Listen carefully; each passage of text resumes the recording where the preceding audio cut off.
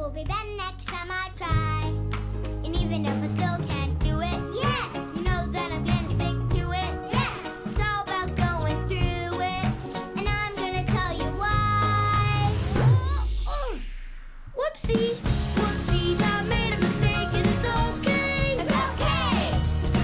Whoopsies are what it takes to get better and better every day.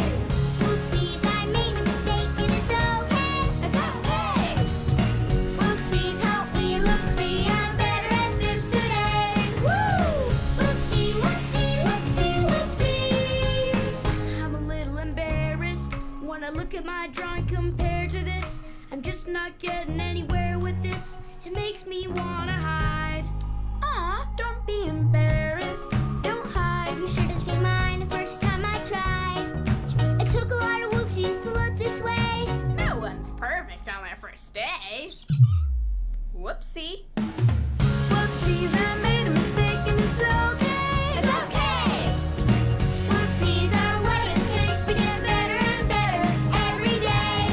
Whoopsie, whoopsie, whoopsie, whoopsie. Well, what about this? I want to jump rope, but nope, I just can't do it. Well, not yet. Come on and practice with me. You'll see there's nothing to it. Whoa! Whoopsie. Whoopsies, I made a mistake and it's okay. It's okay. Whoopsies, help me look, see, I'm better at this today. Woo!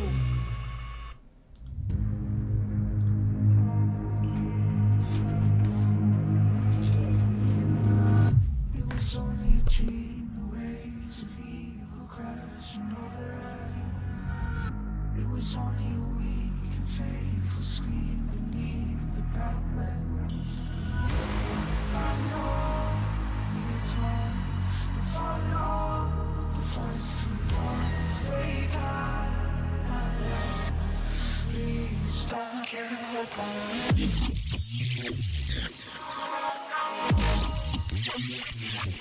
It's hard. Wake up.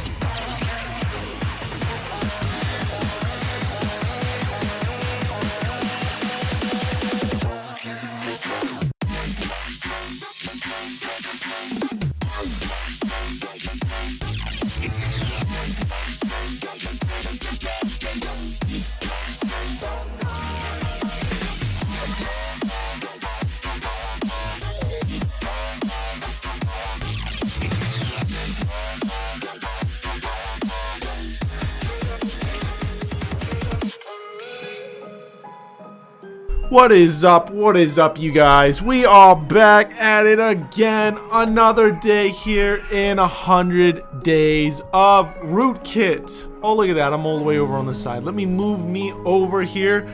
I hope you guys are ready to continue on our journey here. Hopefully, there we go. I can move over because we have a bunch more to adventure in today. We're going to be continuing our journey here through the realm of HTML and CSS, looking at how to make pretty looking websites, templates, learning about the UX, UI world, expanding upon those terms a little bit more today because we kind of skipped over what those terms are and what they mean yesterday. So we'll talk more about that today and just delving more and more into development, not really adding anything new. And then we might, well, anything new programming wise, because these aren't really like classic programming languages. And then at the very end, we'll do a short intro for JavaScript, talk about its history a little bit. And then hopefully tomorrow we'll do our intro to JavaScript. Sweet. I hope y'all are doing great. I got the chats open here, Twitch and YouTube. So if you have any questions, make sure you go ahead and ask. All right, make sure you go ahead and ask. Let us continue on and finish our intro here. If you don't know, we are Rootkit, a nonprofit organization here in the US of A. Don't go to college. Don't go to any other boot camp. Come here, watch 100 Days of Rootkit. Get our comp sci cert, get certified, get a job. It's really that easy. All right, no loans, no debt, no pushing you around for 4 years, you know, making you take things that just are a waste of your time and just there to suckle more money from you. All right, just straightforward, no BS. On top of all this, we have our blog. If you go over to our blog, we have, I think the week 11 giveaway just ended right before the stream. Actually, never mind. It will end before the stream tomorrow. All right, so you got 24 hours to enter to win some merch. All right, all you have to do is press this green button here, then show that you're subscribed to our YouTube channel, following on Twitch, very basic things, and you can win some merch for free. What is the merch? I don't know, we'll figure out together tomorrow. All right, we're randomly going to be polling all of these items. On top of that, there's a link in the description of this stream, and on Twitch, it's somewhere on the Twitch page. All right, look, just come over to YouTube. All right, come over to YouTube. All right, what are you doing on Twitch? All right, and if you click on that, you'll go to this site here. All right, we are a charity, which means you can donate to us and it's tax deductible. All right, don't send your money to the biggest fraud on earth, the government. That's right. All right, send it to someone else who will do something meaningful to it, like us. All right. When you donate, you can unlock certain rewards like our Epic stickers, our collab t-shirts, and our Epic sweaters. All donations are matched 1-for-1 for the first 10,000 donations. Those roll in at the end of the month. So here in about a week, you'll see all the donations that rolled in this month will be matched 1-for-1. And we have pillars along the way, like streaming for 24 hours straight, shaving my head here live on stream, and the one no one wants to see, all right, shaving my beard. All right, no one wants that. No one wants to see that. We don't need to go there. All right, our goal is not to hit that goal. Alrighty, let us continue on our journey here. I don't know why my head is peaking sometimes, but we're gonna roll forward with it. All right, you guys get to enjoy that. For anyone that is a Patreon or Discord premium member, if you are a Patreon or Discord premium member, you can go ahead and jump into the events chat here. I am in it. You can go ahead and talk using your voice at any time. All right, at any time. You don't need to be typing in chat, asking questions like normal people. You have ascended. You're above them now. All right, jump in there, ask some questions. Anytime, interrupt anytime. All right, let us continue on our journey, shall we? Let's go ahead and pull up our repo and see where we left off here. All right, so we left off by making going through HTML, right? Showing that HTML has a base structure. The base structure is pretty much mostly optional. All right, it's there for organizational purposes for the most part, because your web browser will kind of auto-magically put all of these things where they're supposed to be. The biggest benefit you get, again, is when you follow the established rules that people want you to follow, there's more cohesion. Services like Google, Bing, whatever else, DuckDuckGo, will be able to index your site more easily and smartly because you're adhering to what they want to see in a website. You'll also rank higher, etc., because you want to be viewed. Again, this isn't really programming. You're not really in the programming space where your code is never really seen. This is actively looked at so you can have a presence in front of people, and they want, if they're going to promote your content, they want to make sure you look as good as possible. If you don't, they're going to pass up on you for someone else that looks better, even though they may be worse. All right, you got to take the time to do all these minute things here. All right, you got to play the game if you're going to win. If you don't want to play the game, then you're not going to win. All right, you ain't going to be a winner. All right, so we talked about a couple specific tags here, the head and the body, which are used for organization of the main content. Head is for typically for anything that is going to not be visible. This is really good. Thanks, man. The head is going to be for anything that is not going to be quote unquote visible to the average person, all right? And everything in your body is going to be just like your body. You can flaunt that thing. Everyone's going to be looking at it and can see it. All right. We talked about the title, which is, goes in the head, but it does kind of appear. All right. It appears in the tab. Style is how you can do CSS in your HTML file. All right. Then in your body, we talked about the image tag. We also talked about these things called attributes, which are effectively variables that you can set, and it will give you additional functionality. I think we use the example of these tags being more of a function and these being pretty much the parameters you can give it to get additional functionality. Div is your blank canvas. Class is how you can refer to custom CSS classes that you can generate. All right. Your A tags or Ahrefs are, again, you're going to be your link, and you have 1,000 different ways to link content. We talked about the external links, internal links, in-page links, and email links. There's lots more. Hopefully you guys looked into that a little bit.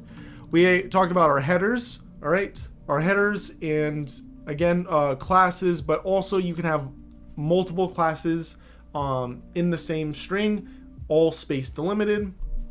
Then we talked about paragraphs, P, breaks, which are BR, which throw things on new lines, and then that is just about it, I believe.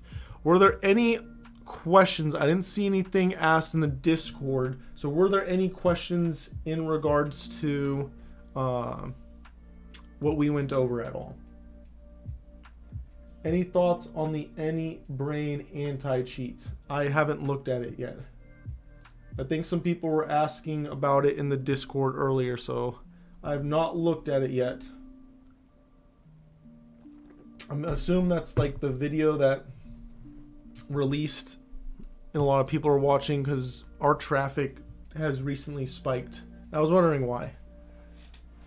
Yeah, the AI anti-cheat. Okay, yeah, that's the video. I haven't checked it out yet, but I will have to watch it, and we'll probably make a response video depending on what it covers to see if we can bypass the anti-cheat. We'll see. Because a bunch of people in the Discord have actually asked if it's detectable. It's not detectable right now, but we've talked about ways it could be detected. So I'm assuming if it's called AI anti-cheat, I don't know if I haven't seen the video, of course. I don't know if they're using AI to find people that are cheating, or if they're just monitoring systems, like if Python is executing. I feel like that you have to be a little more specific than that, but you could technically monitor what's going on in the GPU and try to figure out it that way. I don't know. Well, I'm interested in seeing what they had to say. Alrighty. Let us continue on. Let's go ahead and open up these files. So if we go ahead and reveal in the folder here, we can go ahead and throw this off to the side. And let's go to website and open up our web page here. Our beautiful, beautiful web page. Definitely ready. Doesn't look like a scam at all. All right, we're ready to go get some willing subscribers and lots of monies. No. We have a lot of work to do here, you guys. We have a lot of work to do here. Just to say, what you're doing is amazing, teaching loads of people. This is really good. Thanks, boss. Thanks. Hey, if you want to help support us, then go tell people. Go tell people. If not, hey, make sure you enter to win some free merch. All right. Let us continue on here. So today is all about CSS because again, HTML is the scaffolding of a house. It doesn't look pretty. It's there and it gives structure. All right, it gives structure. CSS is what can give us that pleasant looking view. All right, that pleasant looking view. So everything looks good, decent. People are more willing to give you monies. All right, to buy whatever product you have. So we need to have a good looking site, right? So there's a lot of initial conditions we need to learn about CSS, particularly the thing that blocks or messes people up most is this concept of block, display block. So we kind of saw it yesterday. So some items by default will have, if we click on this, you can see in that highlighted area, that blue and that orange section there, this has a display block attached to it, which is the default CSS for the Chrome browser for H1 tags. This will automatically take up the entire width of the screen, all right, by default. This can be really useful or a massive issue for us, all right, because other items like our A tags here don't have that by default. They try to squish up against each other. So it's important to keep this in mind because when you're building the scaffolding of your site, this could potentially cause a lot of issues for you and be a massive headache. How much of a headache? Well, it's so much of a pain and a nuisance and annoyance for developers in the front end realm that usually they will completely remove all of the default CSS that your browser gives you. Literally, there are files that are included in most major CSS libraries that you would grab, and it's called, now of course I'm going to blank on the name, CSS no style. I can't believe I'm gonna blank on it. There's literally a really famous file that pretty much everyone keeps, and it will just remove all the styling by default. So you can start on even more of a blank canvas, all right? Even more of a blank canvas. This comes with pros and cons, all right? The cons being that you're starting a little bit more basic. The pros being you know what's going to be the default for every browser, because Chrome again may be doing things differently than Firefox or Opera. All right, so you don't really know unless you go around testing on this. So it gives you a nice equal playing field. All right, a nice equal playing field. Let us see here. So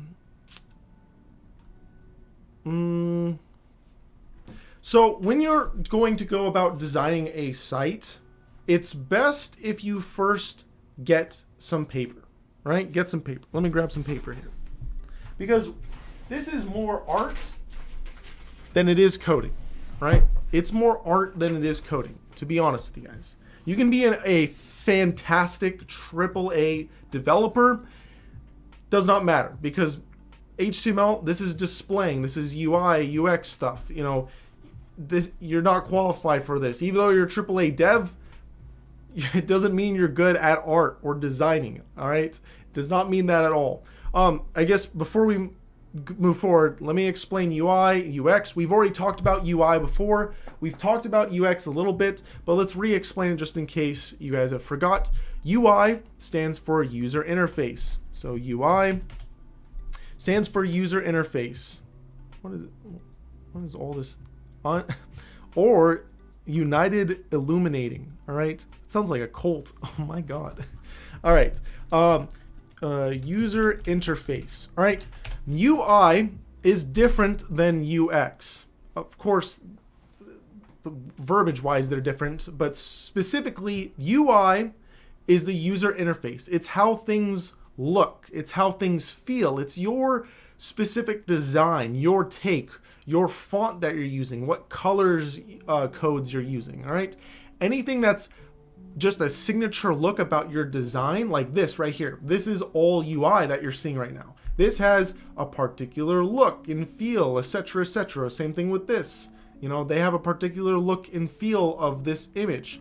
That is UI, all right? It's going to be the visual feel of everything, right? How pleasant is it? Is it using boxy look? Is it using really boxy or squared off? Like Windows uses boxy and squared off. If I do my Windows key here, this is very boxy and squared off.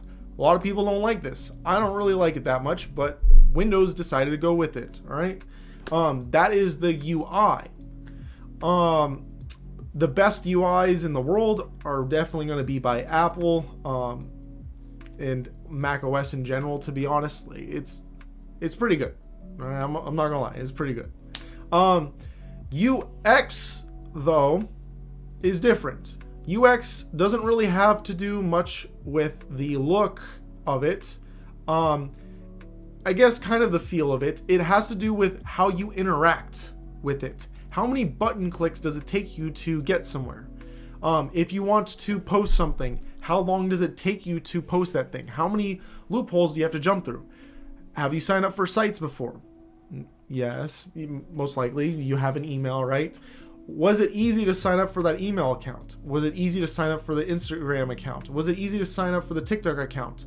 Was it easy to sign up for a bank account?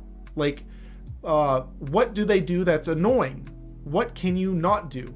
For example, UX people will just constantly stress over and think of how to make things as luxurious for you, the user, to use that product. For example, for our deception platform, which will be coming soonish, or Project 26, you know, we require how we do some of the logic. We want someone to have a username, right? It makes a lot of stuff easier. But having someone choose a username upon signing up is maybe not the most annoying thing, but it's an extra step. So the question that you have to make as the front end dev is, do you do that extra step? Do you force the users to create a username right there? Or do you have it so they just instantly click on like sign in with Google, sign in GitHub, whatever, they automatically have an account that's created, they're automatically in the platform, there was no, you know, submit, verify, XYZ, they're just in, and then after the fact later on, they have to then they get an auto-generated username, and then later on they can change their username to something more custom that they want. All right. I think YouTube does something very similar in that fashion, where YouTube automatically gives you a weird long looking name, and then you can go in and change it after the fact. These are just small things that matter. The biggest real world example that you've probably seen this the most in would be cars. All right. When you go and try to get an old beater car for very, very cheap, it will work, but it's not going to be fun. It's not going to be luxurious. It's not going to feel great. It's not going to be great. It's going to work, and that is fine. You can get stuff to work just fine without having great UX. But if you have great UX, then you'll end up with something like a Tesla or Mercedes-Benz or whatever high-end luxury car you want to name. That's going to be more pinnacle, because they're all about that user experience. Their cars themselves arguably not insanely different than counterparts that may be $20, $30, $40,000 cheaper. It's mostly the polish, right? That polish of the feel and everything that you get, which is that user experience. This much goes a very, very long way. All right, any questions on that? Any questions on that before we chug along here?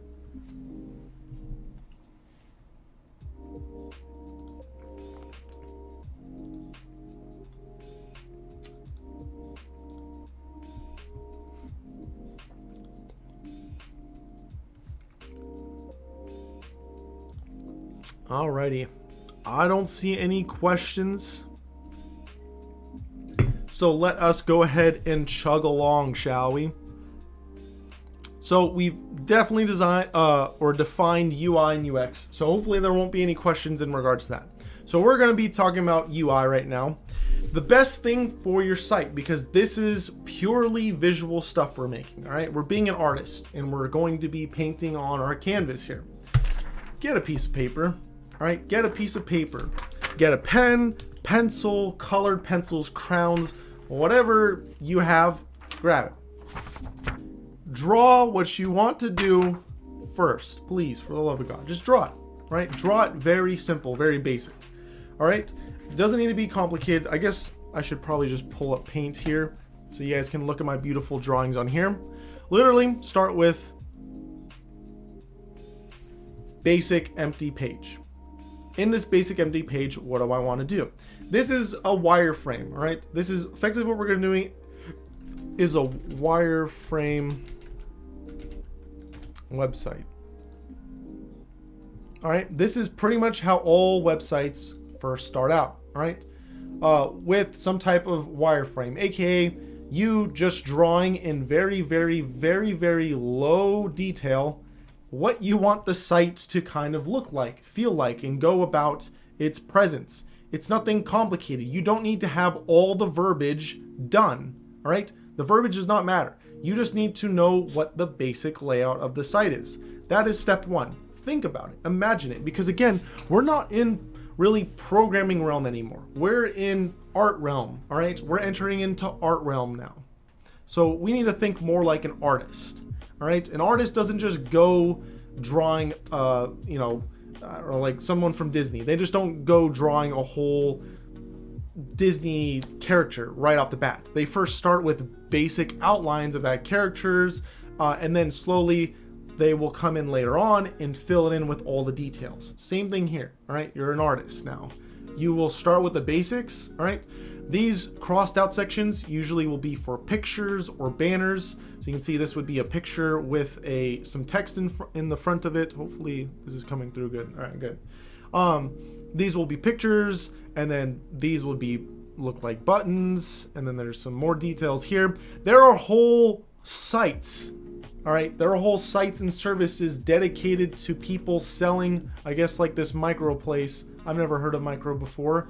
To selling services to help you with your wireframing.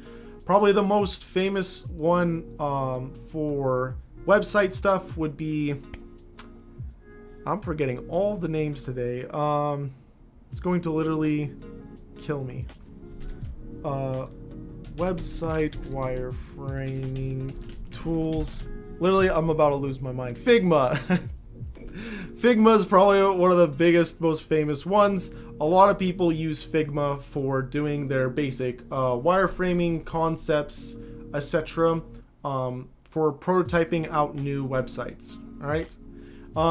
Additionally, it lets you go further and lets you do UX, because again, UI is the look and feel, but you'll see here in the picture, they allow you to, drag, drop arrows pointing to new scenes. That's UX, right? That's going to be UX. So there's lots of tools out there. Free tool, paper, pen, all right, or use Paint. So let's think about it. Let's make a site here. All right, let's make a site here. And let's have a home page. We made the about page, so we got 2 pages here. So I don't know, let's make a portfolio site maybe. All right, so a site just for you, showing off how cool of a dev you are. All right, so maybe up here we'll have like, well, I guess at first when you first go on the page, maybe it's just a landing page that like says that you're awesome and look at my projects. All right. And then we'll have a link here for that about page. We're kind of forcing this about page in here, right? Because we're just going through this process right now. I'm not saying at all, dude, all of this stuff, except for the div layouts, I'm pretty good at knowing how to lay out the divs correctly. Designing wise, do your own research on this, all right? I'm not a designing front-end professional, all right? So we'll just say about would go right here. So our about link, and then here at the very frontmost, maybe we want a big banner picture of something. What it is, we don't know, but of something.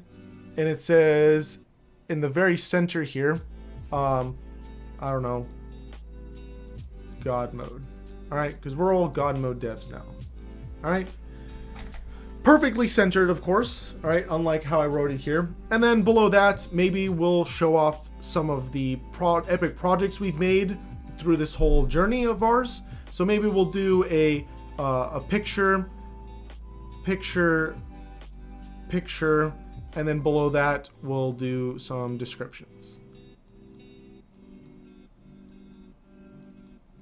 All right. And I guess maybe we should also have, I don't know, right here, or maybe the about should be moved right here, and then we put this right here instead, like our like email me or some type of email contact link. That's potentially a possibility. Let's just move forward with this. Congratulations, we have now made a wireframe. Now, this is great and this works. Now we can go over to our HTML and start working on this.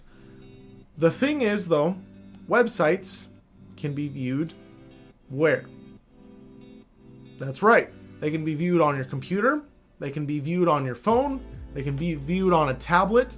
So there's a lot of different devices that can view this page. Mobile compatibility is not default. You have to develop it in, all right? So this view we have is great and it works for desktops only. If we make this in our HTML right now, by default, it will not work very well in our web or mobile version. That's a whole nother deep dive on the CSS end, because the CSS stuff will fix it. That's the band-aid for this whole situation. You'll see here in a second, right?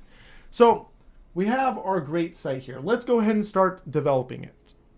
So let's put this off to the side so we can refer to it. And this is where having multiple monitors can really, really help you, all right? So if you are serious about becoming a dev, I'm not saying you have to, especially if you're not certified right now and working as a dev, but you want to, there we go. You want to at least have 2 monitors if you're a developer, all right? At least have 2 monitors. It's extremely useful. One for internet browsing, whatever, the other one for your code, and that way you can easily search things while still having the code up. But also, if you're doing front end stuff, it's just way easier to space all this out, all right? It is a very good investment if you want to be a dev in helping you speed up. For now, I'm going to put things in a 3 little configuration here. It looks fine for me because I got a really big 4K monitor. Hopefully it doesn't come through too blurry and stuff for you guys. All right, hopefully this doesn't look too terrible for you guys. All right, I'm gonna shrink the code here a little bit, so hopefully that doesn't mess anything up either. Can I? Oh, I'm just going to close that. All right, gonna zoom in a little bit more for you guys. There we go. So now we can refresh here and see our page. Now, for reference, this index and about us, we may want to keep this code for reference later on, right? Because I'm about to wipe this so we can work on our page here. So if you want to keep it as a reference later on, just go ahead and make a new folder called like, what is it, day 77 or whatever, and go ahead and throw these files in there. So what you can do is copy them and then just paste them into that folder and close it up. So that way you can just keep them off to the side for reference later on, or however you want to catalog them. For the actual pages we have here now, I'm going to go ahead and delete pretty much everything here except for the base HTML. Maybe we'll keep the CSS in here. All right. So here's the base, basically, template of our site. So we have the doc type, HTML, our head tags, and then in here I left the title and the style because we're going to write some CSS, and then also title because we want to have a little title on our tab here. So this will put, I don't know, Epic Portfolio, whatever you want to call it. Did I even spell that right? Let's see. Looks like I did. All right. So let us continue on. Styles, let's not really worry about that right now. We want to just work on the look of our site, the scaffolding of our site, I should say. So right now we have a blank page. We have a blank page. How do we go about doing this? All right, how do we go about doing this? Great question. Great question. Boxes. Lots and lots of boxes. All right. If we try to just do this, all right, it's going to be very overwhelming. Things aren't going to work very well for you. All right. Mostly like, how do you go about potentially layering things? Like we have this photo taking up all this background. Let me change this to a different color. Taking up all this background, but also we have text right here. How do we get the text on the image? This about, how do we get this over here on the side and also on top of the, you know, it's very confusing potentially to an initial dev for this. And the biggest learning curve here is boxes, all right? It's another drawing technique effectively, right? Boxes, boxes, boxes, boxes galore. The best way, again, I told you guys yesterday, look at other websites. Look at what they do and how they go about it. So let's go to a site here. Let's go to, I don't know, GitHub, right? We're all familiar with GitHub, right? Let's go to GitHub.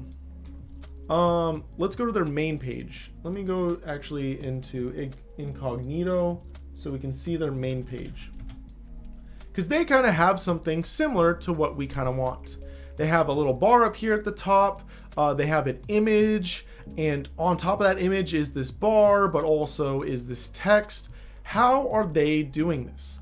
Well, right click and inspect and look at things. Look at things. And you'll see a common thing that we brought up was divs inside of divs, inside of divs, inside of divs. In divs, by default, pretty much everything in web is pretty much a box, right? Everything is a box.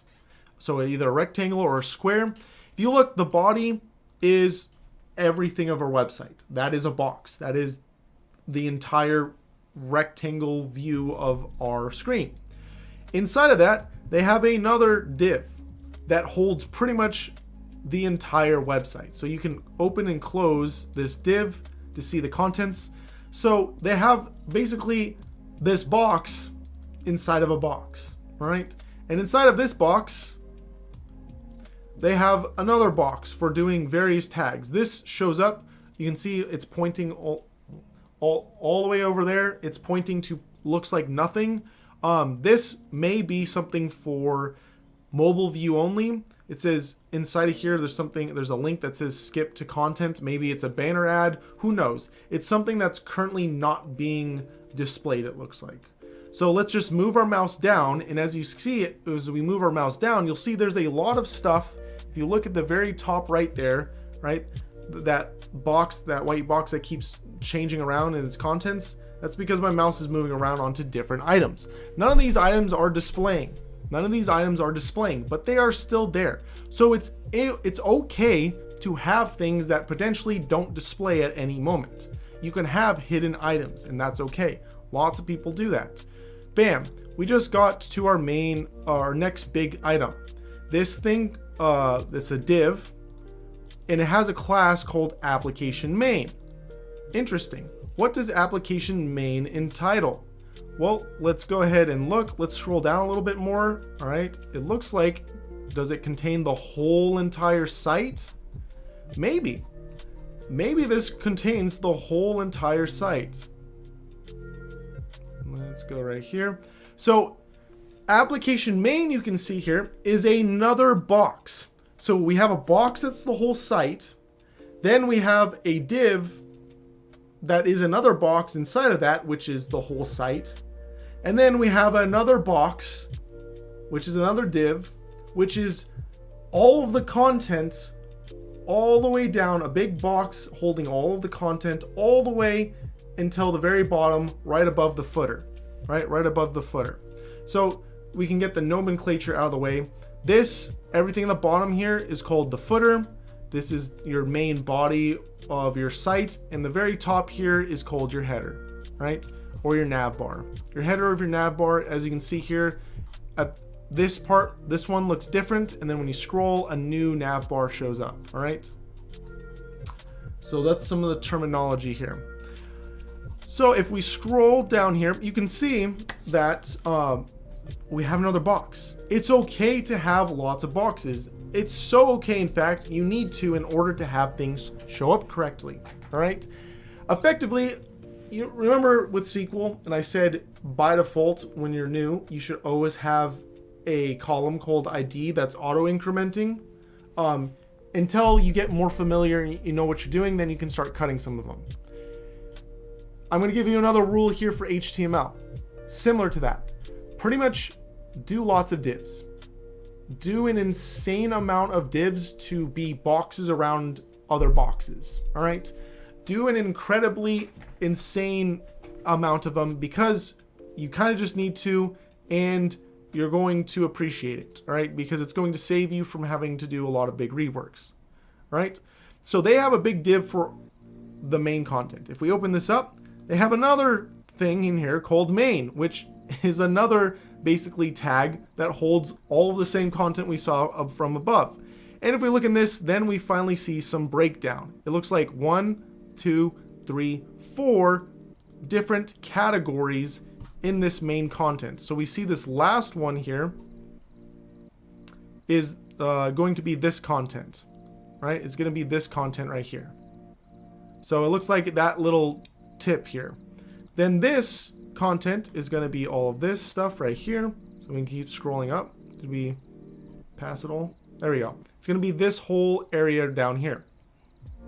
This div is going to be probably this whole area up to, like, is it right here? No, it goes all the way up.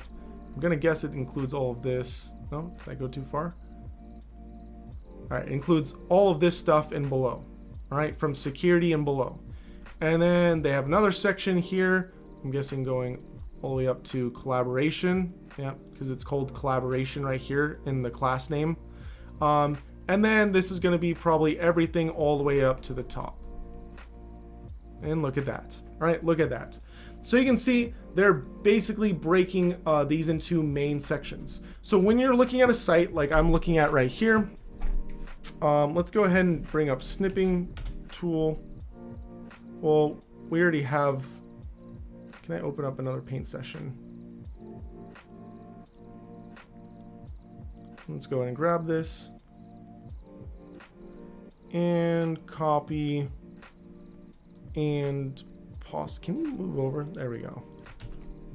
There we go. So let's draw on this a little bit and let's change our color here to red. So when you look at this, it's good to look at this in boxes at first, right? Look at it in boxes, how many divs you would need. When I say boxes, think of div tags, right? Because div tags are going to be your boxes. When I see this, we have the whole site should be a div tag. Even though you have body, I don't care. Make another one called div, right? Make another one called div. that is pretty much right after the body that contains the whole site. All right. This particular photo pretty much is only here at the beginning and cuts off like right here. So let's imagine this particular photo is just here at the beginning part and it doesn't have this weird trailing part. All right. That means you need potentially another div for it, right? Potentially another div for it. So even though you already have a div that's the entire, you should have a div that's the entire site, and now you should have another div. Can I, is this, why is this being weird? There we go. You should have a div that's the entire site. Then you should have another div that's going to be potentially the entire beginning portion of your site. Then you may also want another div that's going to be the entire nav bar here, right? Potentially you'll have another div that's going to be this section of the nav bar. Then you're going to have another div that's going to be this section of the nav bar. Depending on how you do all this stuff, every single one of these items might be divs also.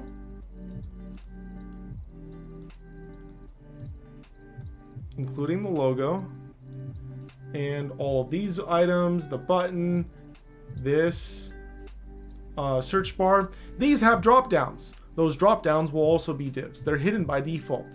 All right.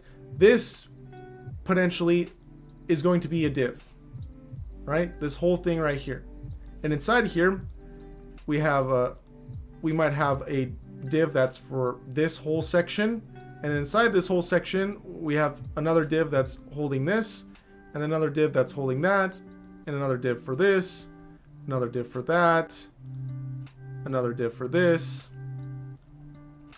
another div for that, another one for this.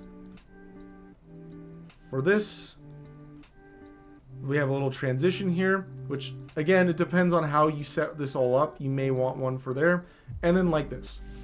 This is, when you are looking at it for HTML development, is what you want to spend time doing to break down sites. If you want to recreate this site, your HTML scaffolding should pretty much be comprised of divs with all of this content in those respective divs. All right? Remember, this is just scaffolding. No pretty pictures. This is just the structure of everything. After this, then we can add the CSS to make it all look pretty. All right? Make it all look pretty. So if we look at our website that we wrote here, we got to make some divs here. All right? We talked about we should have a div for the entire site. All right? We should have a div for the entire site. So let's go over to our code and let's do that right now. All right? So in here, our body, let's go ahead and make a div for the entire website, right? So we just made a div for the entire website. Let's look on our photo here again. We know we want to work on this top section first. This top section, let's make a whole div for it, right? A whole div for this top section. So in here, let's make another div for our top section. So you can use comments here to kind of help you visually understand what's going on. Because remember, HTML and scaffolding, not pretty looking. It won't make sense even if you look at it when it's rendered in the browser. So it might be best for you to first put comments until we get the CSS going. So this part is going to be the main site. And then this one is going to be the top banner. I believe these sections are called the hero part of the site. When it's like big, when it's a big banner like this. I believe it's called a hero. I'm forgetting the term right now. It has a really funny term. All right. So next, we know we are going to have a nav bar. There is sure only one item here, but we might want the option later on to make it more of a full nav bar where you have a logo, etc. So we want to set up something for a nav bar with the ability to hold this item All right, so it looks like we need to do 2 more divs here. All right, a div and then a div inside that div. So a div for the nav bar. So inside of this div, let's do our nav bar.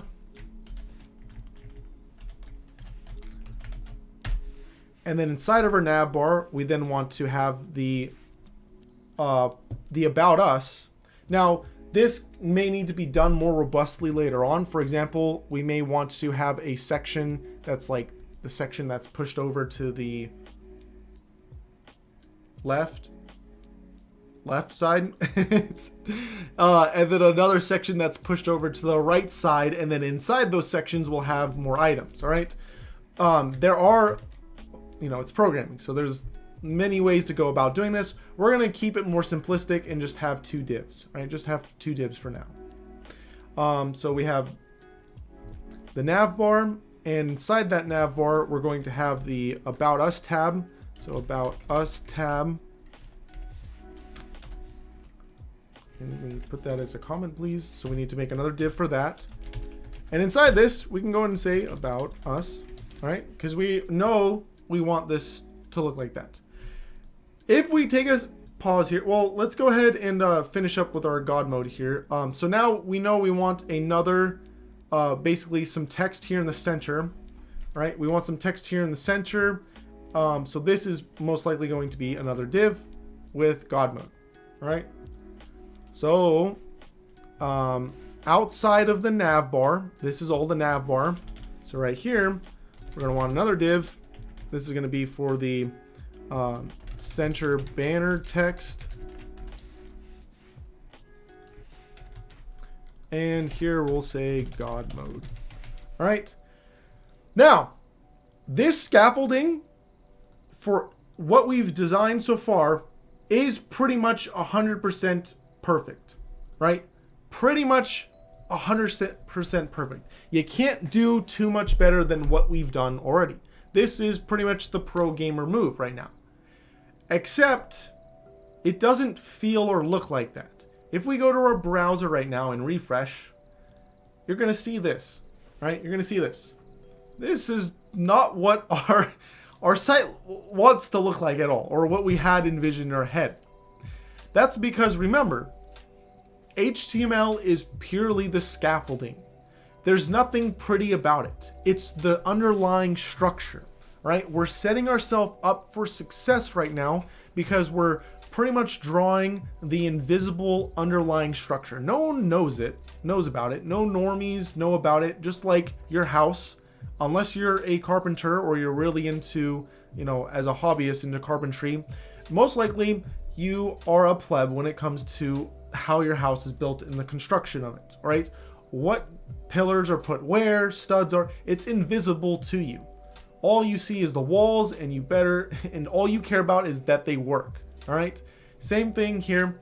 Normal people don't know about this. It's here all along. It's an invisible structure holding things up, all right? So you gotta stick with me. Trust me, it's going to look pretty here in a second when we add the CSS, all right? So next, let's think about this next section. It's another section. So let's go and put that whole section into a div, all right? And we'll call this our triple info section. I don't know. So we got to make sure we're still in the main site, but we're out of the top banner, right? So when you click on a div or any tag here in VS Code, I know I keep calling it tags in the the W3 school site calls them elements. All right, stick with me. The elements is the more proper term. I'm just calling them tags. All right, I'm calling them tags. If you click on one, it will highlight the closing one. So you can see this is the opening one. It's auto highlighted when I click on it, and you can immediately go and look for the closing one. So we can see this one is the closing one. So let's go and press enter here. Let's add a comment that says that triple info section. All right, triple info section. That's going to be our area down here that holds all of the 3 little info boxes. This is going to be a big div that holds it all. Now, if we look in this, can you guys guess what we're going to need next? Right? Not too complicated if you've been following along so far. All right. This one's pretty straightforward. Well, maybe not like the most straightforward. First, we're going to want divs for all three of these. Then we're going to want a div for the top part, and then another div for the bottom part. All right? A div for the top part and a div for the bottom part. A div for the top part and a div for a bottom part. All right? Again, when you are doing this in your own time and experimenting, you will find through your trial and error that you will have to come to this conclusion eventually, right? You will have to conclude. If you try to use less divs, you will run into issues, all right? You will run into issues. Maybe we'll show off some of those here in a sec, later on. But that's why I also told you guys earlier, just be obsessive with how many divs you use. It's better to have more than to not have enough, because if you don't have enough, it can be eventually a lot of reworking. But if you have a bunch, potentially too many, you won't actually have to do too much reworking. All right. So we have one big div for this area, then each one of these three pillars. So pillar 1, 2, and 3 need all their own divs. So pillar 1 needs to have a div. We can copy and paste because we're programmers. So that's our favorite thing to do, is copy and paste. So pillar 2, pillar 3. All right. Inside of those pillars, we have the top section for the photo and the bottom section for the text. All right. Top section for the photo. So top section, and this is where our photo is going to go. I'm just going to call it the top section though. This is going to be a div. And then we want the bottom section, which is also going to be another div. All right. And what do? That's right. Copy and paste. Copy and paste. Copy and paste. There we go. If we refresh, our site looks absolutely no different, but the underlying structure is pretty much exactly what we need. Pretty much exactly what we need in order to make the site what it needs to be. The last thing is we may want to just throw in some default images for each one of these, just like we did these default text, and then some default text here. When a website is being created, or not just website, but pretty much anything, when you want default text is high in demand. The best default text, I guess not really best, but the normal default text is called I don't even see it all the time, but I don't think I ever spell it correct. All right, Lipsum. All right, this is just a bunch of dummy text that you can use to just throw into wherever you need to have dummy text. Maybe you haven't thought of all of the verbiage you want to use on your website. Just throw up dummy text to be a placeholder until you figure out what you want to put in. All right, so all this you can just copy and paste and throw in. You can also have it generate a bunch of stuff here to your specifications. So we're just going to go ahead and grab what is that, like 4 sentences worth of stuff. Maybe we should do less. I don't know. We'll see here in a second. We're just going to grab some default text, throw this down here,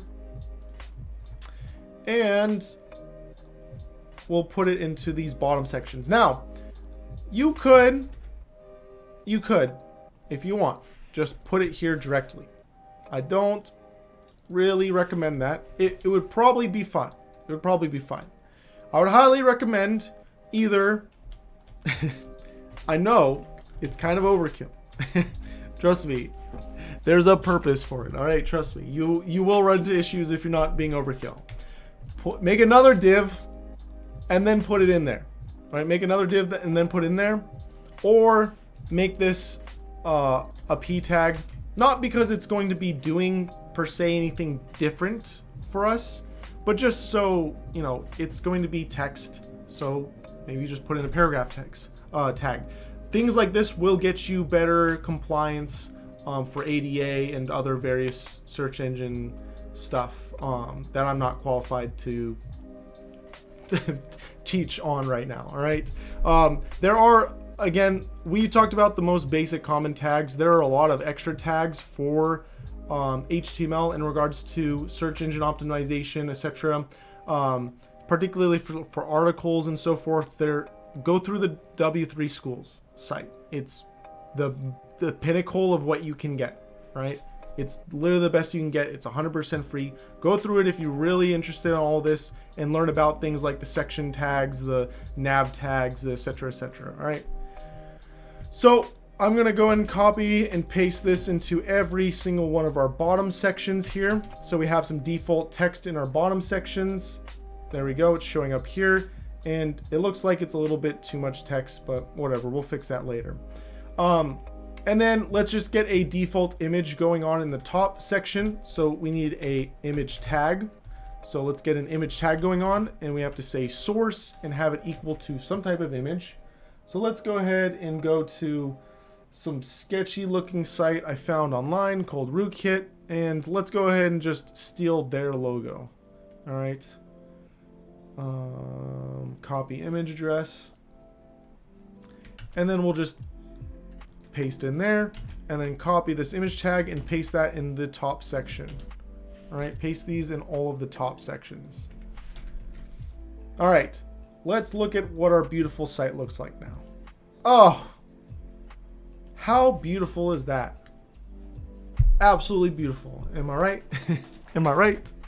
We have pretty much perfectly cloned HTML wise our templated site here, right? Our templated site. Even though it doesn't look like it, I promise you, it's pretty much perfectly cloned. Again, HTML is all about scaffolding, right? It's not about making things look pretty. It's about making sure the underlying scaffolding is in place. And if you do inspect element, you can see here that our scaffolding is nicely in place. Also, the comments in your code are passed through to the front end user. Please, for the love of God, do not leave comments with sensitive information in your code. I say this, it's been done. People have put passwords to the backend creds and other various things in the comments of their sites. Don't do it. Please, please don't do it. All right. So we're going to go on break. When we come back from break, we're going to jump into our CSS. We're going to jump into the CSS section, and we're going to start making this actually look like how we want it to look, right? Actually look like how we want it to look, right? All right. Are there any comments, questions, concerns before we go into break?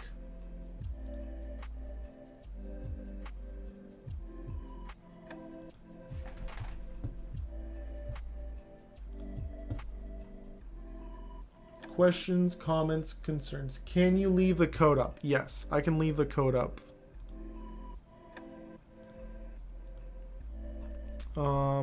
It won't all fit on screen. I can shrink it a little bit more like this, but I'm assuming you guys want maybe stuff like that.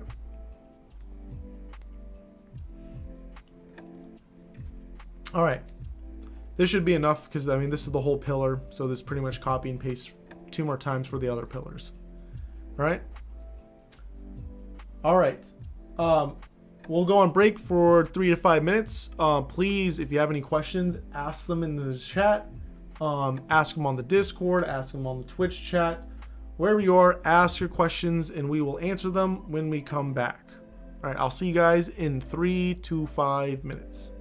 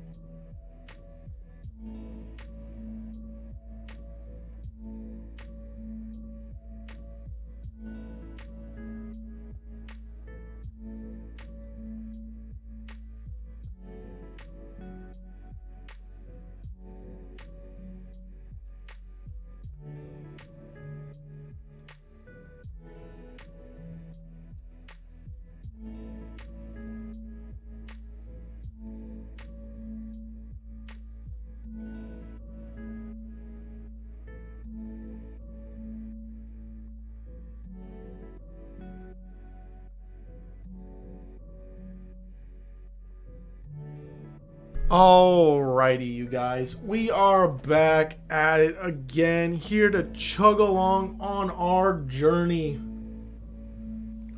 Hopefully keeping the code up helped out. You guys were able to catch up if you were falling behind. Let's go ahead and do our intro here real quick so we can continue on our journey. I don't see any questions, so we're just going to jump right into it. If you guys don't know, we are Rootkit, nonprofit organization here in the US of A. Don't go to college, don't go to a boot camp. Just come to us. You're watching right now. It's free 99 to learn everything you need to know to get certified. All right. You can skip everything else, get certified, and get a job. All right. It's really, really just that simple. On top of that, on top of all the free stuff we're doing, we have our giveaway. Our week 11 giveaway is going on right now. So make sure you enter to win. All you have to do, press this green button and then show that you're subscribed to our YouTube, following us on Twitch, and a couple other things, and you get free entries to win free merch. All right, free merch. What a good deal. What the merch is going to be, I don't even know. We'll figure out together on Sunday. All right, we'll figure out together on Sunday. There's a link in the description of this video, and then if you're on Twitch, it's somewhere on the Twitch. If you click on that link, it will send you here. We are a charity, so if you donate to us, hey, tax deductible, tax deductions, avoid taxes, tax evasion. All right, that's what we're all about. So donate today. On top of you donating, you can earn certain rewards like our Epic stickers, our Epic collab t-shirt, and our Epic sweater, which I forgot I have on right now. Look at this thing. It's so epic. And it has the Rootkit logo on the back. It is very, very warm. That's all I have to say. We are entering into spring right now. So only a couple more weeks you can really wear this where it might maybe make sense for you. So get one now. At least you can prepare yourself for next fall/winter. All right. All donations are matched 1-for-1 for the first 10,000 donations. So every time you donate, it's like donating twice as much. And we have pillars along the way, like stream for 24 hours straight, shaving my head here live on stream, and the goal we don't want to reach, which is shaving my beard. No one wants to see that, so we don't need to go there, right? Alrighty, let us continue on our journey here. If there are any last minute questions, please ask them. Please ask them so we can chug along. All right, so we finish up with our HTML scaffolding, talking about how to go about becoming a pro designer. All right, a pro designer, making pretty pictures, thinking about boxes, lots of boxes, Lego bricks, stacking, inception. All right, and that's how you can guarantee you'll have a good foundation for your CSS.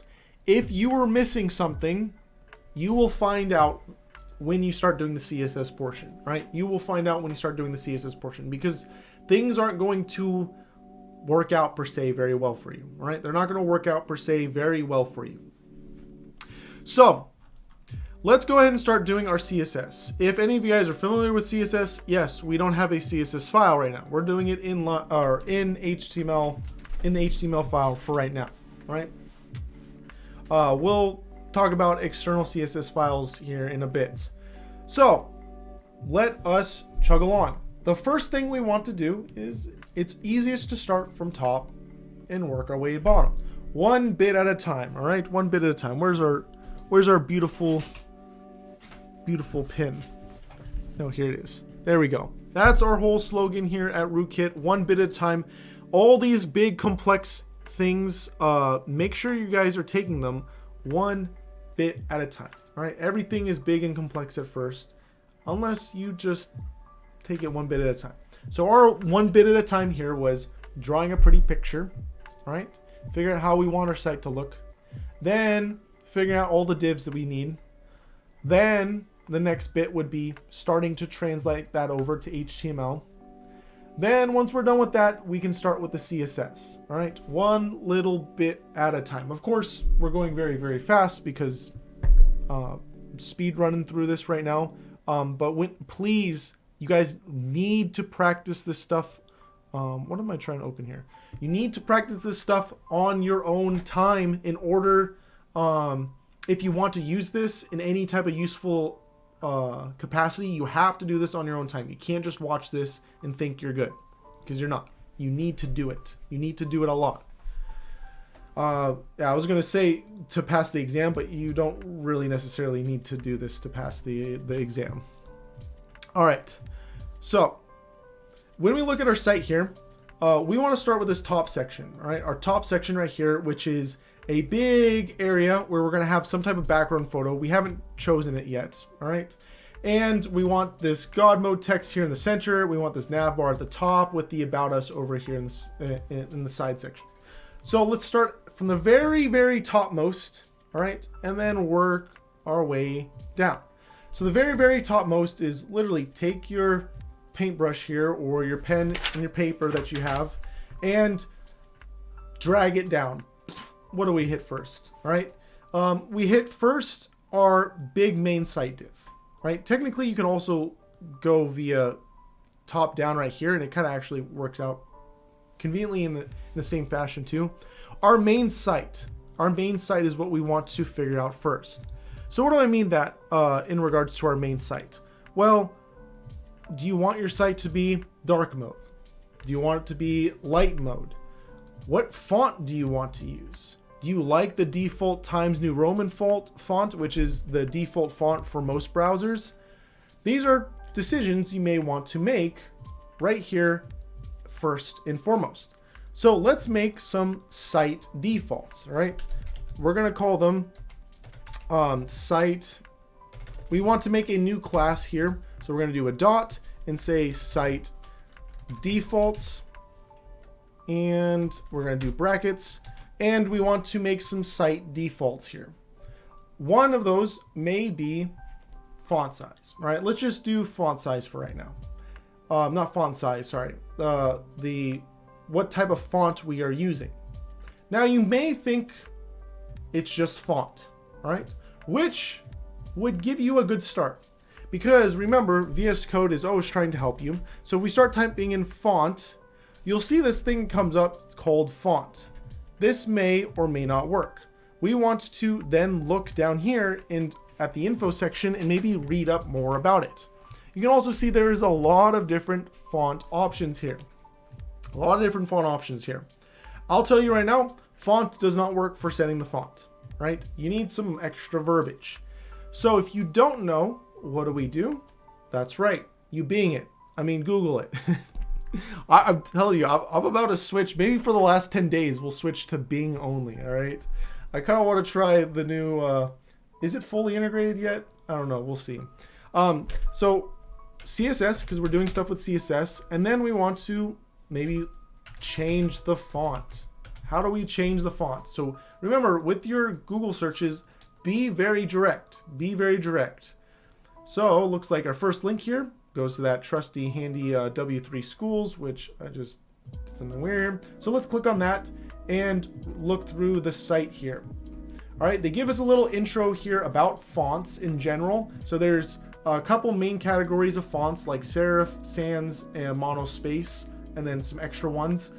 These are the main ones you'll really come across. Everything that you do in your terminal by default will be monospace. What does monospace mean? It means that everything has a fixed width. So a space, the letter T, F, etc. have fixed spaces. By default, fonts do not have fixed spaces. So that's why like I and F will actually be really, really close together here. If you look visually, how wide this blue area is pretty much as wide as this S area, because this is not monospace. Each character is going to take up pretty much only the width of the character. But monospace fonts, I don't think this is a monospace font here, but monospace fonts will all take up the same width. Oh, it has right here.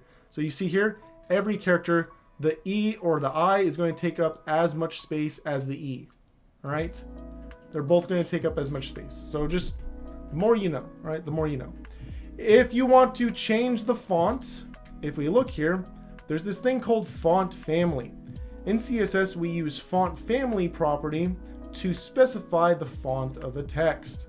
All right, so we can do something like this.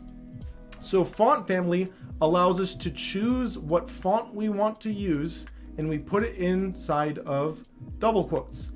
But we can also do fallback fonts. All right, we can do fallback fonts. And I guess it's double quotes are only required, I believe, when it has spaces, and then not required if it's just a singly worded item. So you can see here, you can have multiple fonts in your font family. Why would you want multiple fonts in your font family?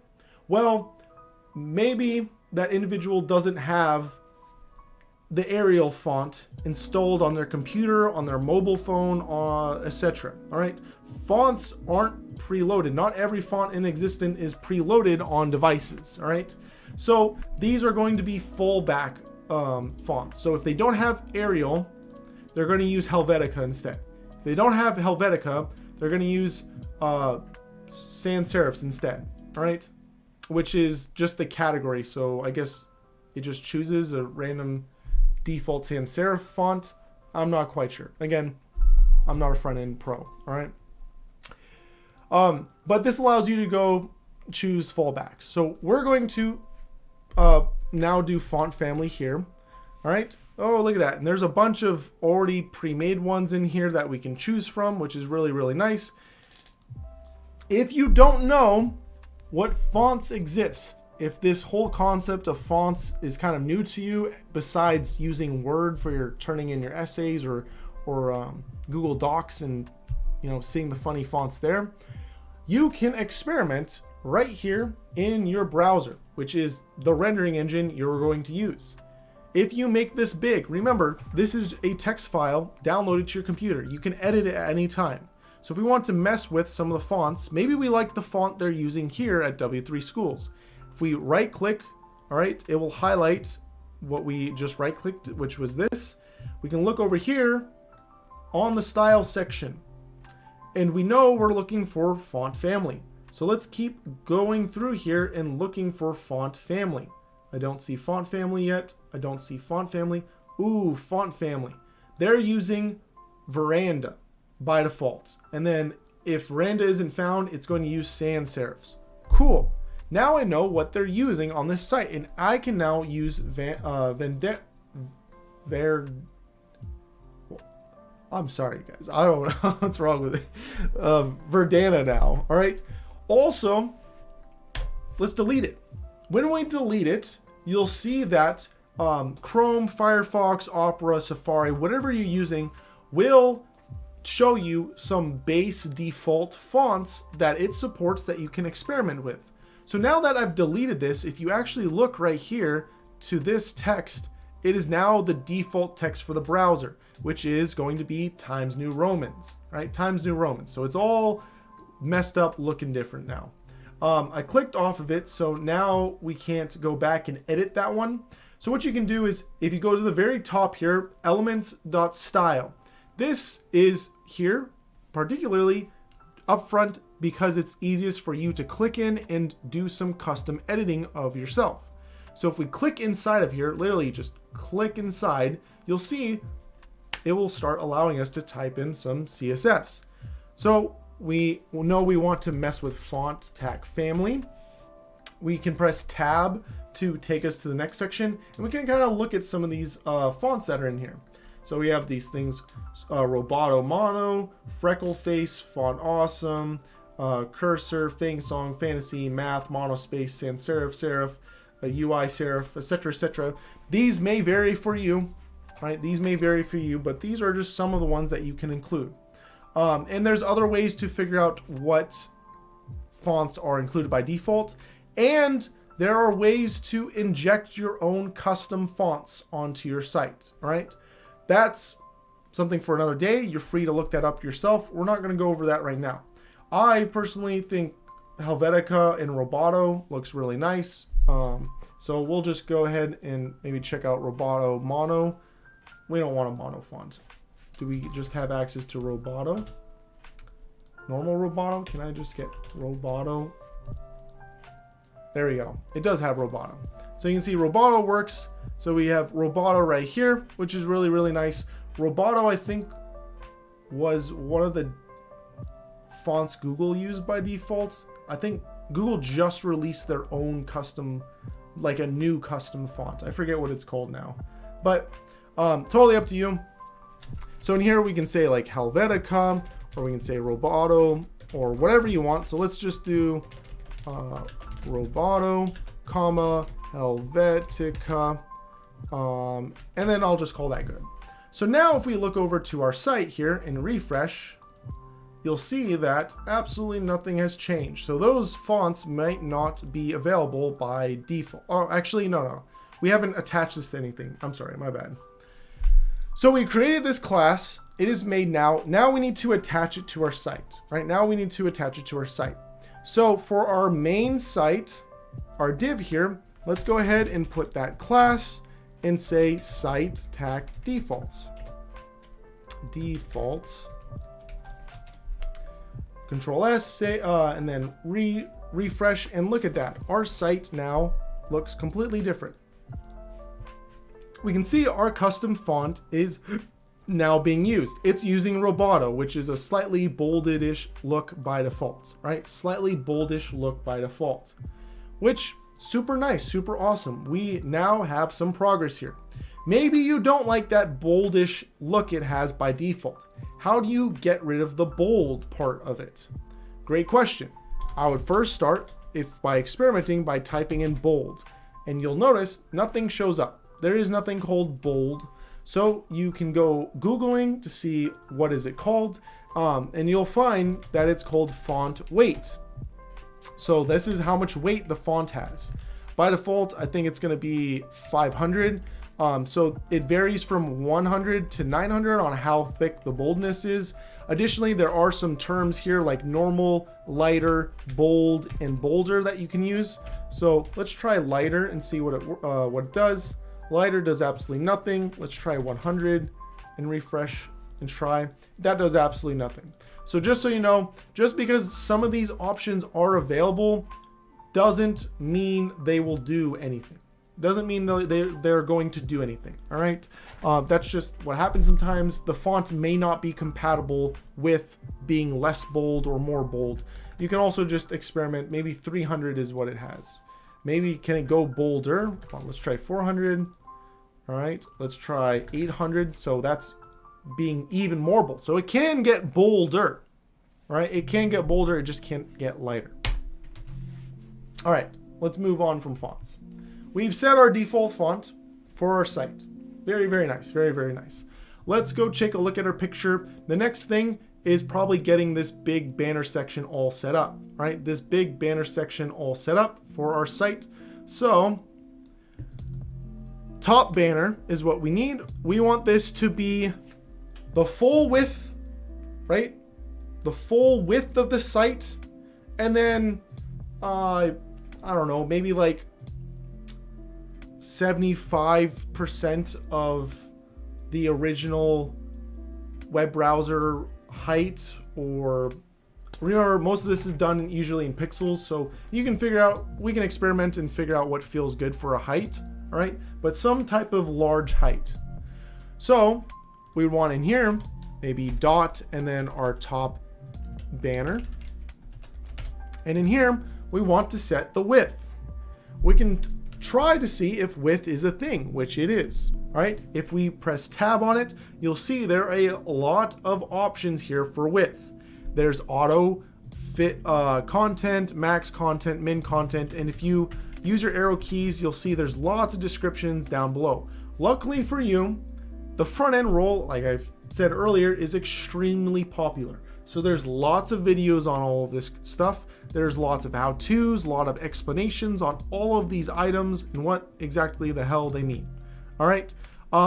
Also, by default, it doesn't really say here. You can use pixel values.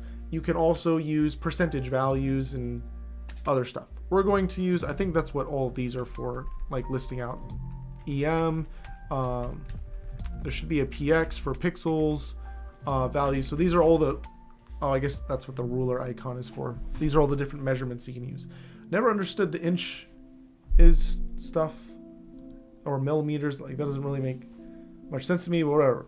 We want this to be the full width, aka 100%, right? We want this to be 100% the width of our site. So we'll go and set this to 100%.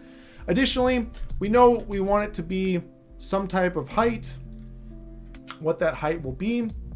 We don't know. So let's just give it an initial value. Let's say it's going to be 75% of the view. Is it VP? VM? What is the viewport? I thought it was VP.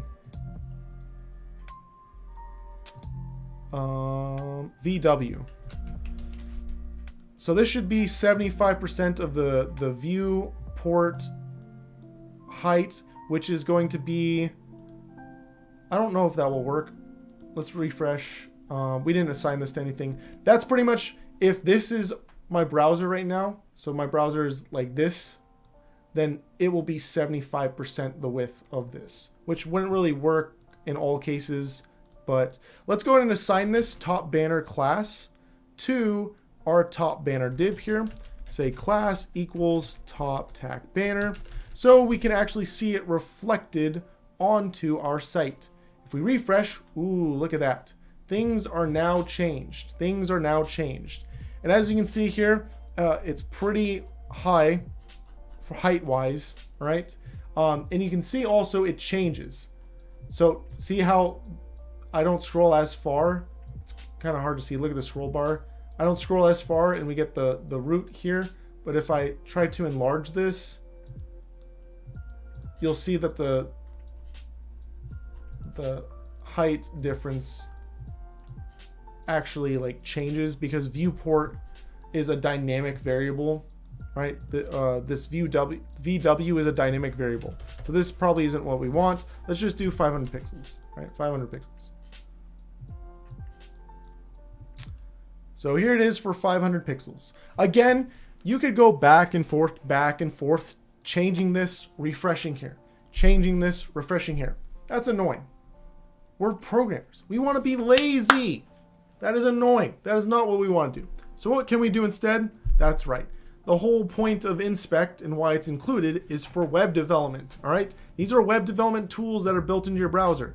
Use them. Use them for the love of God. Click on the top banner, the div with the top banner class. You'll see here on the site, top banner, top banner.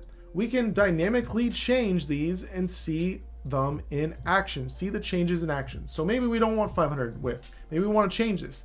If you click on this, so it's highlighted, I just click once and it will auto highlight. If you use your mouse wheel and scroll, it will actually change the value as you scroll. So this might be very helpful for you if you want to just go about scrolling. And as you can see, I can scroll and we're seeing here live the height change. So you can mess around and figure out exactly how high you want all this. Let's go ahead and change it to maybe like 350, right? 350 pixels. Alrighty. Let's just do that for now. I think we're going to need to make it a little bigger, but we got to start somewhere, right? You got to start somewhere. Sweet. Any questions so far before we start making the nav bar? Let me pull up the chat.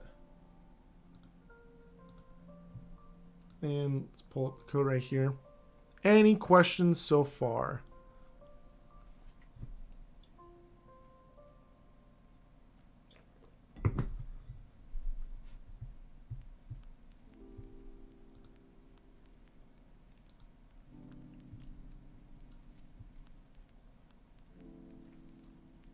All right, I don't see any questions. If you do have a question, please put it in there. Since I don't see anything, we're going to continue chugging along here. All right. So next is going to be our nav bar. Our nav bar here, we know we want it to, even though it doesn't look like it, we should definitely have this 100% width. And height wise, I don't know. We got to figure it out. I'm going to assume maybe we want maybe like 50 pixels high. We'll see here in a second, right? We'll see here in a second. Let's go ahead and mess around with it, shall we? So let's do our nav bar here next. So let's do a dot nav tag bar. And let's say width is going to be 100% because we want our nav bar to be the full width. All right, the full width. And next, we're going to want the height. Sorry, blank there for a second. Let's do the height. Let's just set it to like 50 pixels, right? If we refresh, right, it looks like we forgot to attach it. Always forgetting to do that. Let's go to the nav bar here and let's click on class and paste it in and refresh. There we go. It looks like it added in because About Us is the only nav item we have. So it should be pushing down that God mode a little bit. All right. So if we look here, this might be a little too wide. Now, another useful thing for the inspect us that we haven't talked about too much is when you highlight over these items, we've seen that color blue, right? We've seen that color blue here a lot. Also, right here, occasionally we'll see this color orange. So if you see in the around the borders everywhere right now, it's orange. And there's another color that we can see, which is going to be green, if I remember correct. These are for concepts called padding and margin, right? Padding and margin. And you can actually see right here, if you scroll to the very bottom of the style section, you'll see this little graph right here, all right? This here is for telling you how exactly wide, how high, and how pretty much every dimension that item is, that box is right now. So if we click on our nav bar, it says currently our nav bar is 1,437.330 pixels by 50 pixels in dimension, right? That's what it says right now. So 50 pixels makes sense because we said that we want it to be 50 pixels high. So that second item is going to be the height dimension. If we change the height here, you'll see the height changes here for our box. So the blue section, right? The blue section is going to be the box that is as tightly around the content, or I guess the content that's the box that's surrounding the content itself. Padding, right? Padding is this thing we can add, which is just like padding in a mental asylum cell, right? You seen the movies, Batman, all right? Throw the crazy lunatic over into a cell that's fully padded, all right? That is probably the best way you can think about it. So the cell itself, maybe it has concrete walls, metal walls, who knows what, is going to be up here. All right, let's say it's like this, all right? The padding is on the inside, right? The padding is on the inside of that crazy insane asylum cell in order to make sure the prisoner can't bash their skull open on the whatever hard surface the wall is made of, all right? So they can't hurt themselves as much. The padding is on the inside. Again, I'm going to say the padding is on the inside. So you have the original box, and the padding goes on the inside, all right? So it's the same thing here for CSS. When you want to add padding to something, the padding will be on the inside of our blue box here, right? It will be on the inside of our blue box. And we can see if we add padding, which is literally just called padding, and you can do it in pixels, let's say 5 pixels. You can see here that now we have our content, and it has that green padding section, which trust me, it's on the inside. This isn't the, I guess my explanation for the blue box wasn't the best, but the padding, trust me, is on the inside because the border is pretty much the border of your box itself. You can actually set the border by saying border, and border takes a bunch of items. 1 pixel solid. There we go. So we can see the border of our box here, right? And now we can see border shows up here, and if we hover over border, it shows up here. And there's one last thing, which is margin. Margin, if we're going with the insane asylum version of everything, the border is going to be the walls itself.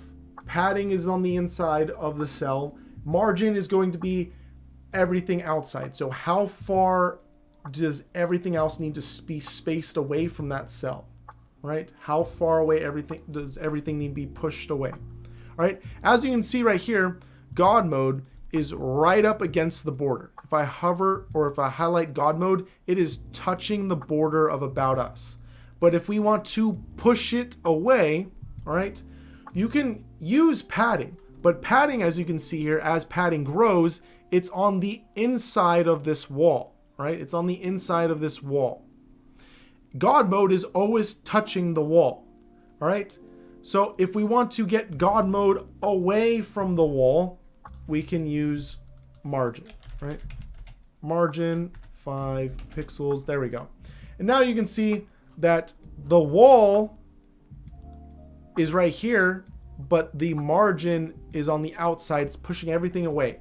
So much so it's pushing literally everything, including the side of your browser away. All right, very, very powerful. So I'm gonna go ahead and remove all of those items right now. So quick side changer, we are going to use padding and margin, maybe not border, but padding and margin is extremely useful, right? Extremely useful, and I wanted to go over the color coding of everything.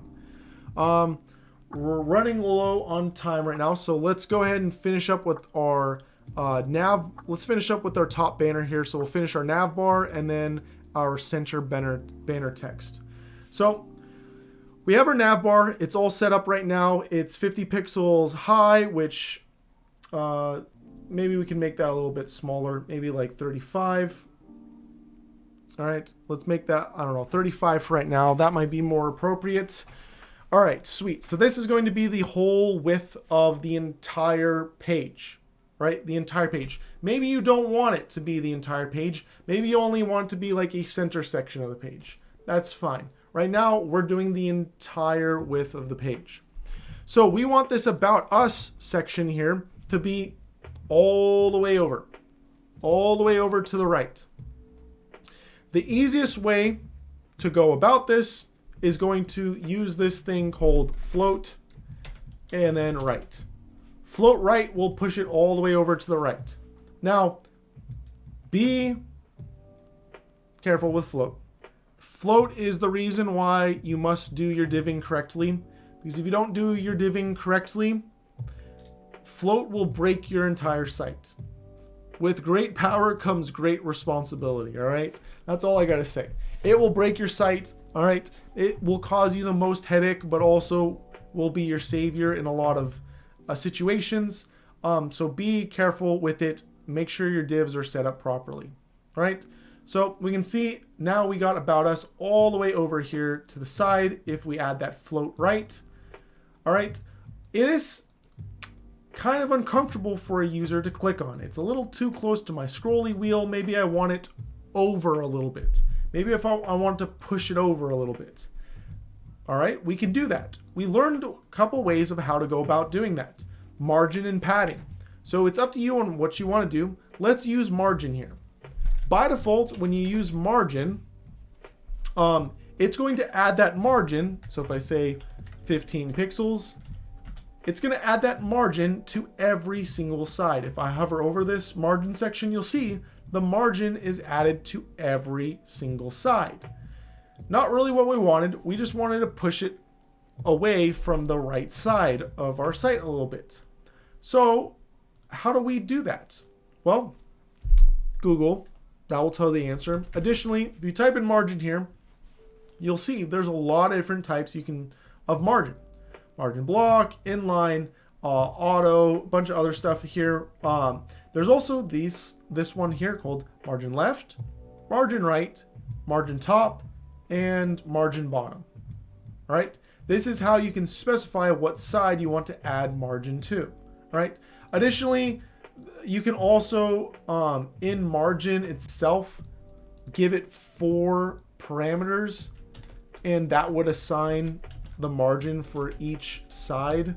So I guess the first one is top, since we can see the orange is on top, and this one would be that side, the right side. So this is another way you can do it. I don't really do it ever using that because it's too condensed. I like seeing it fully written out. All right, I like it seeing it fully written out. So if we do margin right, because we want to push it over from the right, we can do like 25 pixels here. There we go, and now it's kind of pushed away. So we can go ahead and copy this code in here, right? Copy this code in here, minimize, go over to this, over to our CSS section. This is going to be for our About tab. So we'll call this dot nav tac bar tac About tab. Move that, and you can see anything that we had unchecked will still show up here commented. I'm going to go ahead and remove this. You'll see also the comment here is different than the HTML comment.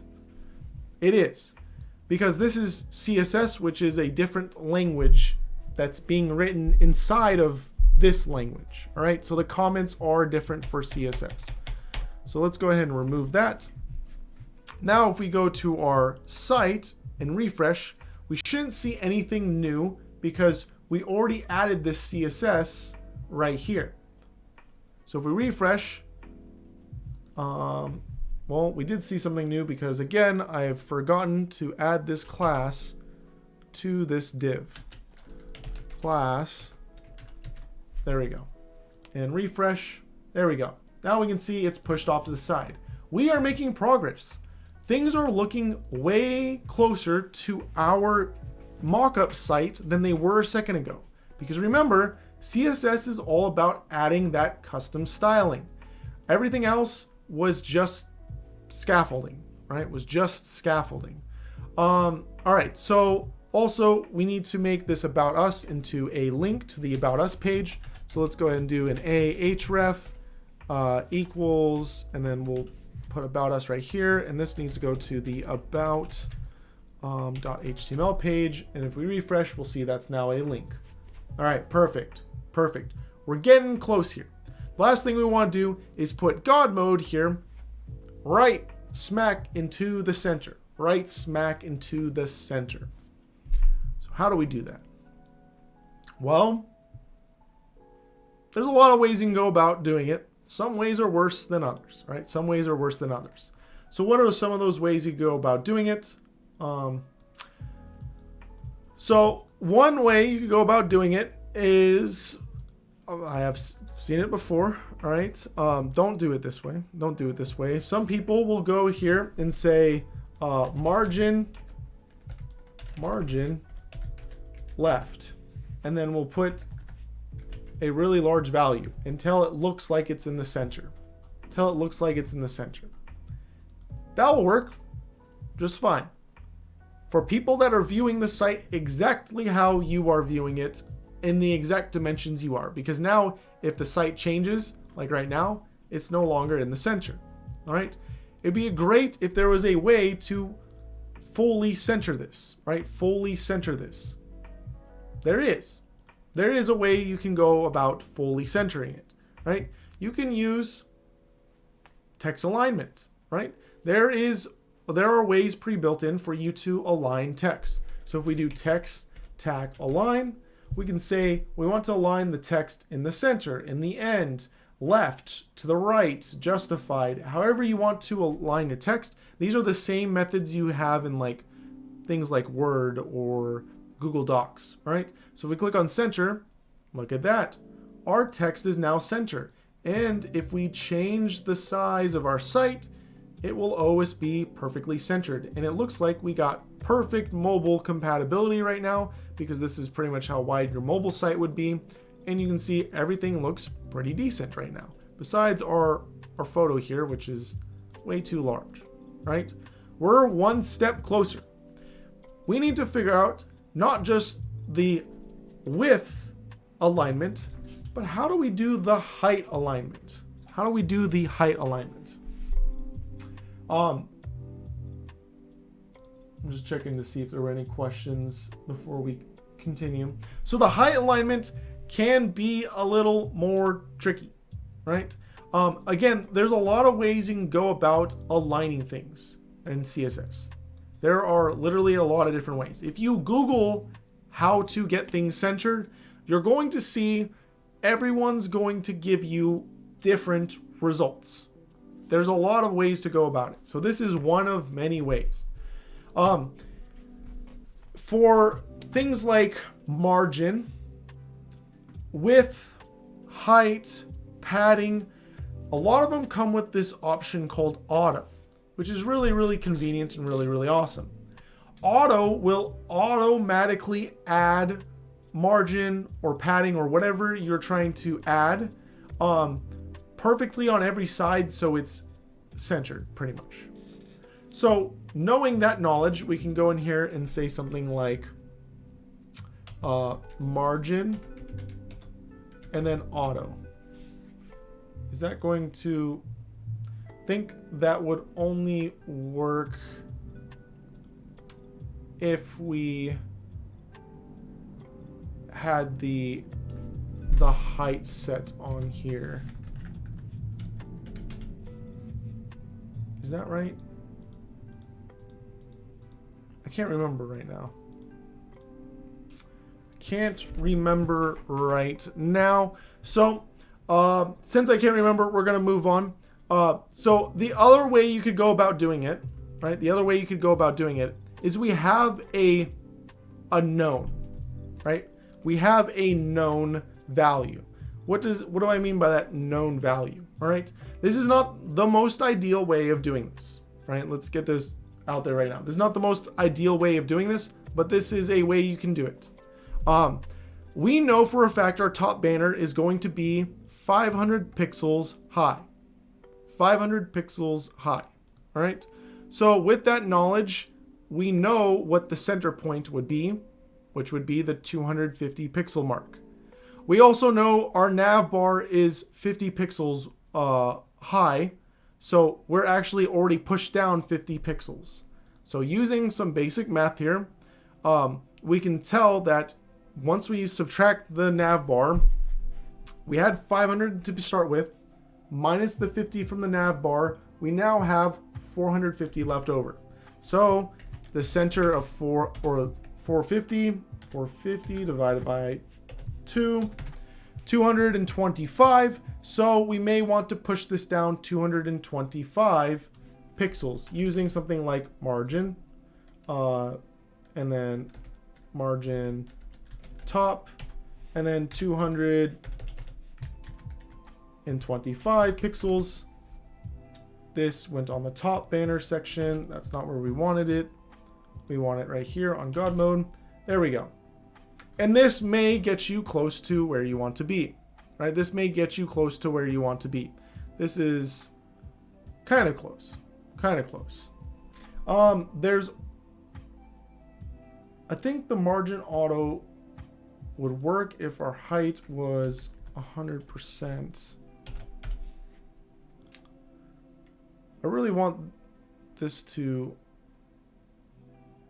be working out for the auto alignment, because it's just going to potentially cause issues later. Oh well, we're just going to go forward with this because we're just showing off things right now. Let's put this to like 150 because I think that's going to be a little bit more center. Now the last thing is we want our God mode text here to be larger in size. So to set that, again, we can go over to that font section and we have this thing called font size, which we can then set. And there's a bunch of values you can do here. We can also directly set the point value or the pixel value for the font. So let's do something like 25 point font. Maybe that's what you want. I want it a little bigger. Bigger. There we go. Let's just do 70, right? 70 looks nice and big for us because we want this really well defined. When you change the font, that's going to kind of move it around a little bit. Let's double check the center aspect of this. So it looks like we may need to move it up a little bit. So let's move it up to 130. All right, let's copy this. Paste this into our dot center banner text. Tab this up. There we go. Now if we go over to our site, it should look exact. Oh, wait a second. I caught myself before we refreshed. Gotta add this. Class equals bam, up, refresh. There we go. Things look like they are coming along right now. All right, our site is looking good. We are one step closer to what we had here. We are one step closer to what we had here. Not everything is perfect, but we are making progress. We are getting things to visually look well and good and coherent. The last thing we're missing is our background image. So let's quickly get our background image before we end today's lesson. So let's go ahead and go on to Google and let's look for cool background images. All right. Ooh, so cool, so nice.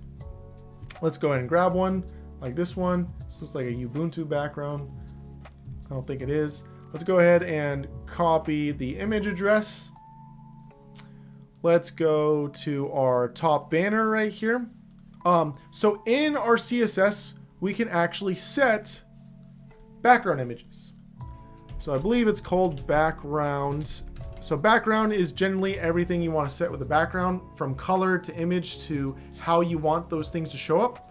So we're going to do our image, and then we're going to, in quotes, paste that image. I think that's what the format is for it. Let's go ahead and refresh the page and see. And we are incorrect. So let's go ahead and Google background CSS background image. And look at this property right here. We got to put it in this URL function. So let's say URL and go to the end of this link. Don't play games with me. There we go. And let's refresh. And there we go. Now we have that background image. Now we have that background image. Thanks for explaining things in detail. You guys are more than welcome. I worry sometimes that I'm talking too much about each item. So, but you guys don't say anything half the time, so I'm just assuming you guys are okay with it. I'm just assuming you guys are okay with it. Okay, so we've now set our background image. We've now set our background image here. So you can use the image tag. You can also use CSS, which is really convenient to know. You'll notice there's some issues here. The text is really hard to see now. The About Us is pretty much invisible. Also, the image isn't showing up completely. Like, we can only see the image when I really zoom out at 25%. There are options, because we saw all those stuff when we type in background. All right, there are lots of options here on how to position your background image, or if you should repeat or not, etc., etc. So I think background size is for it, and it would be for, I think, contains. There we go. So you can see contain, set it so now the entire image shows up, and by default the behavior is to repeat the background image. So that's why we see down here that background image kind of changing or repeating. And when we get super big like this, you'll see the background image is now repeating, but in the other direction. So usually people don't use a background image that repeats. They won't use contain unless the image was specifically made for repeating. So instead you'll see something like cover. So if we refresh, there we go. You'll see something like cover, which is kind of doing some smart-ish, like nice logic for us. It will try to fill it in as much as possible with the image. And as you can see here, it kind of like shrinks, and it's basically just filling up as much of the screen as possible with that image for us. You'll also notice one last weird oddity. Depending on the browser that you're on, I swear this is going to be the last thing before we end the lesson, all right? Because I know it's going to drive some of you guys really crazy. All right? It's going to drive some of you guys really crazy. If you look at our site here, you'll notice that there's a little bit of white space between our image and the edge of our browser, right? This is one of the default CSS stylings that your browser implies on every single website by default. And it drives front-end devs crazy.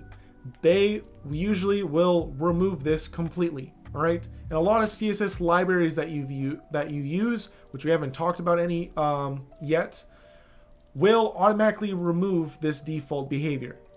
To remove this, what is going on is if we inspect, you can use inspect here to figure out why this is here and see, what's driving you crazy.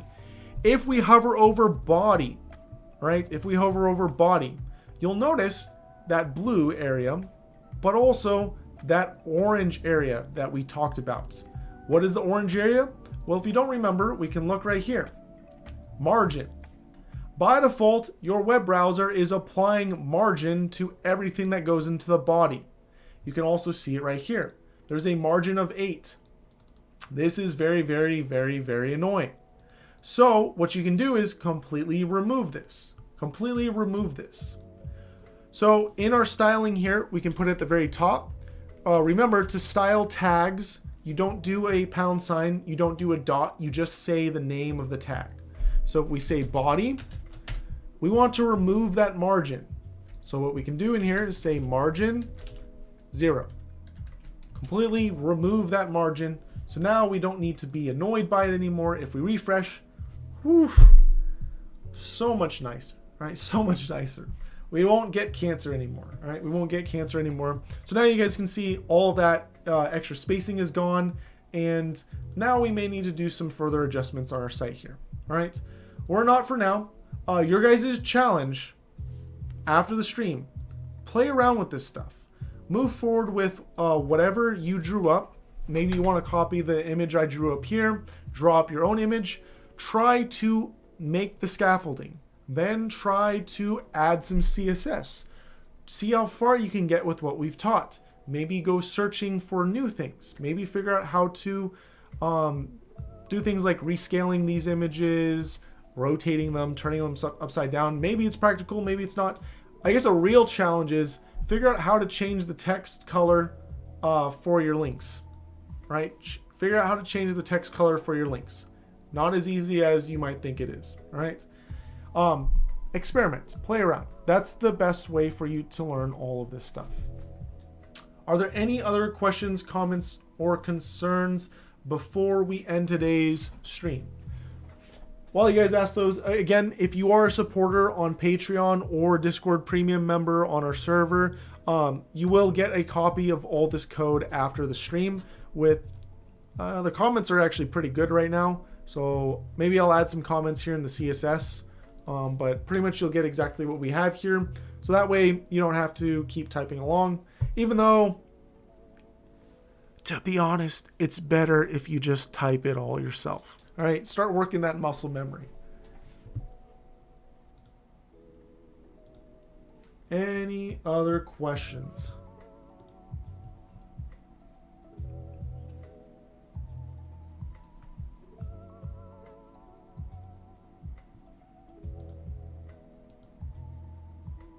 All right, I don't see any other questions.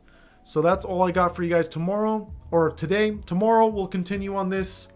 Maybe tomorrow we'll hit JavaScript. And yeah, I'll see you guys tomorrow on the next one.